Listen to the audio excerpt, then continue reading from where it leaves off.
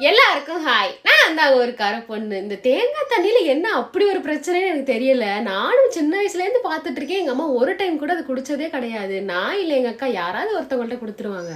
அம்மாக்களோட பாசமே அப்படிதானே. இன்னைக்கு எங்க வீட்ல என்ன ஸ்நாக்ன்னு பார்த்தீங்கன்னா, என்னோட ஆல் டைம் ஃபேவரைட் என்னோட சைல்ட்ஹுட்ன்னு நான் ரொம்ப ரொம்ப விரும்பி சாப்பிட்டது பால் கொழுக்கட்டை தான். அதுவும் இப்படி பார்த்தீங்கன்னா, சைஸ் வந்து இப்போலாம் ரொம்ப குண்டு குண்டா அந்த மாரிலாம் போடுறாங்க. ஆனா நான் ரொம்ப விரும்பி ஆசைப்பட்டு எனக்கு கேட்டது எனக்கு சின்ன வயசுல எப்படி பண்ணி குடுத்தீங்களோ, அதே சைஸ்ல வேணுன்ட்டு.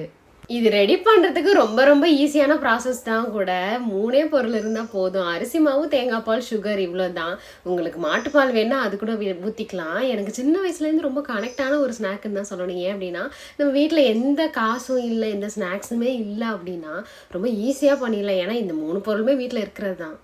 டேஸ்ட்டு கொஞ்சம் கூட மாறாம அப்படியே தான் இருந்தது. ஸோ இதுதான் என்னோட ஆல் டைம் ஃபேவரைட் ஸ்நாக். உங்களோட ஃபேவரைட் ஸ்நாக் எதுன்னு எனக்கு கமெண்ட் பண்ணுங்க.